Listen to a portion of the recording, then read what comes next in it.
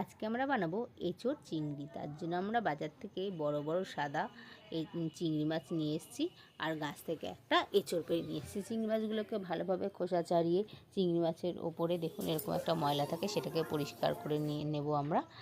তারপরে এঁচোড়টাকে কেটে নেব হাতে এবং ছুরিটাতে ভালো করে সর্ষের তেল মাখিয়ে নিয়েছি। এরপরে এঁচোড়টাকে দেখুন টুকরো টুকরোভাবে কেটে নিচ্ছি। প্রথমে আঁশটাকে একটু মোটা মোটা করে ছাড়িয়ে নিতে হবে। আমার এঁচোড় কাটতে গিয়ে হাতটাই কেটে গেছিলো আজকে। হ্যাঁ, এবার বুকের বাতিটা ফেলে দিতে হবে। এবার একটা বাটির মধ্যে অল্প একটু হলুদ দিয়ে এঁচোড়টা ভিজিয়ে রাখতে হবে যাতে কালো না হয়ে যায়।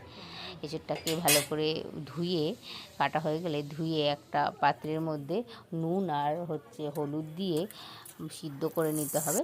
সিদ্ধ হয়ে গেছে, তারপরে কড়াইতে অল্প একটু নুন আর হলুদ দিয়ে যে বেছে রেখেছি চিংড়ি মাছগুলো, ওই চিংড়ি মাছগুলোকে ভেজে নেবো লাল লাল করে। লাল লাল করে ভাজা হয়ে গেলে চিংড়ি মাছগুলো এরপরে তুলে নেব।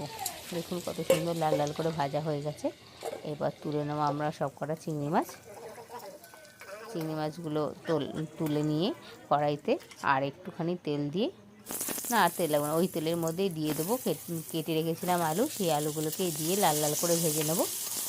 লাল লাল করে ভাজা হয়ে গেলে ওর মধ্যে দিয়ে দেবো। এদিকে আমরা একটা মিক্সিং জারে টমেটো, সাদা জিরে আর পেঁয়াজ লঙ্কা সব একসঙ্গে মিক্স করে নেব। তারপরে ওই আলু যে আলুগুলো ভাজছিলাম তার মধ্যেই ওই সিদ্ধ করে রাখা যে এঁচোড়গুলো ছিল সেইগুলোই ভেজে নেব লাল লাল করে। ভাজা হয়ে গেছে দেখুন সুন্দর। এরপর তুলে নিয়ে কড়াইতে আরও একটুখানি তেল দিয়ে এর মধ্যে সাদা জিরে ও দুখানা এলাচ দিয়ে দেবো, আর দিয়ে দেবো একটা শুকনো লঙ্কা। পেঁয়াজটা দিয়ে ভাজা হয়ে গেছে, সেটা আর দেখানো হয়নি, স্কিপ হয়ে গেছে। তারপরে পেঁয়াজ আর লঙ্কাটা ভাজা হয়ে গেলে জিরে গুঁড়ো, হলুদ গুঁড়ো, লঙ্কা গুঁড়ো দিয়ে একটু নাড়িয়ে চাড়িয়ে নেবো। ও আদা গুঁড়োও দেবো, আর দেবো একটুখানি রসুন গুঁড়ো। দেখুন রসুন গুঁড়োটা একটুখানি ডালা মতো হয়ে গেছে, আমি ভালো করে হাত দিয়ে ম্যাশ করে দিলাম।